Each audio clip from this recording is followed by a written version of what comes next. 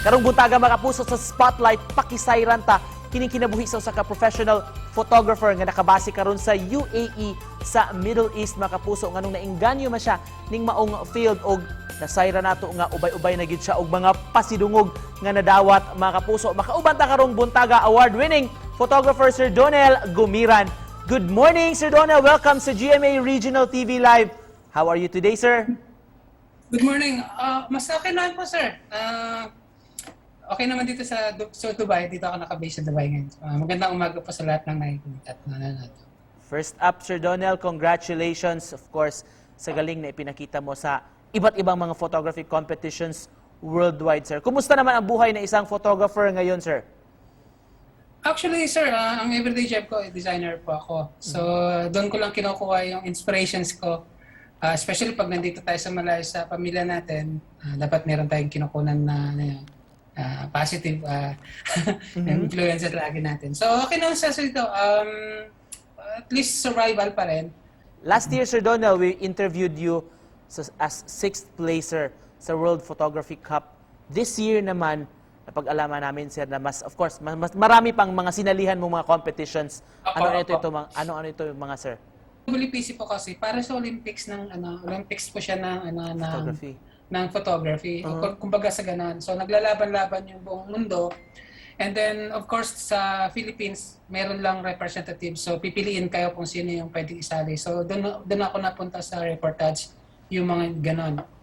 Which is mahirap siyang isa sa mga pinakamahirap na category. WPC po last year, sixth placer po ako. So, okay, masaya na. Hanggang sa this year, sumali pa rin po ako. Nakuha po ng Philippines silver po pagdating po sa reportage.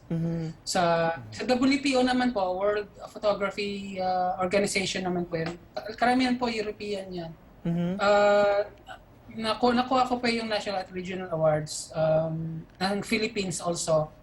That's one of the tough kasi World Photography Organization. So parang sila yung parang Oscar din ng photography. Nakuha ko po dyan is I think National Award.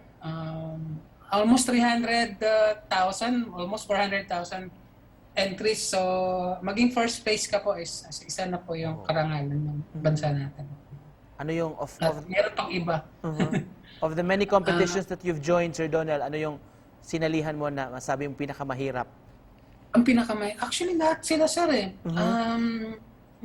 Kailangan lang talaga magsushoot yung, mo, sir, yung photo mo with regards. Kahit minsan kasi, sa tingin mo, maganda yung isinasali nating mga litrato, pero minsan hindi siya bagay doon sa certain genre or certain competition. Pero isa sa mga pinakamahirap na competition na sinalihan ko is yung World Photography Organization, which is nakuha ko yung first place.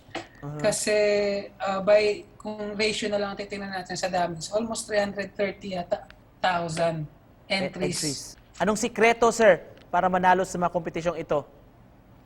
Magdasal ka muna. Dasal muna tayo, sir.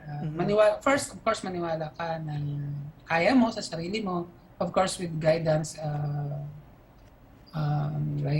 lagi tayong magdasal na mabigyan tayo ng blessings na sana manalo kasi hindi naman biro yun eh. Technically, wala naman tang technique, sir. As long as gusto mo yung ginagawa mo, lalabas yun, sir, sa photo mo eh. Finally, Sir Donel, coming from you with all your experiences, sir, at of course, sikreto mo sa trade, anong gusto mong ibigay na mensahe sa ating mga viewers this morning? Okay, lagi ko naman to sinasabi pag mayroon akong workshop. Actually, lahat naman tayo, we have our own creativity. Nung pinanganak tayo, lahat naman tayo creative eh. Ang importante lang may community lang sa atin.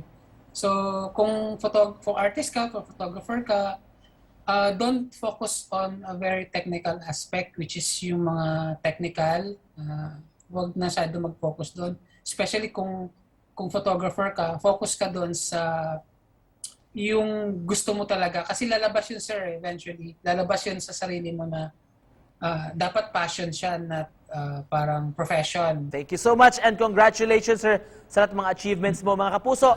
Award-winning photographer si Sir Donel Gumiran. Thank you so much for joining us, sir. Thank you. Maraming salamat po.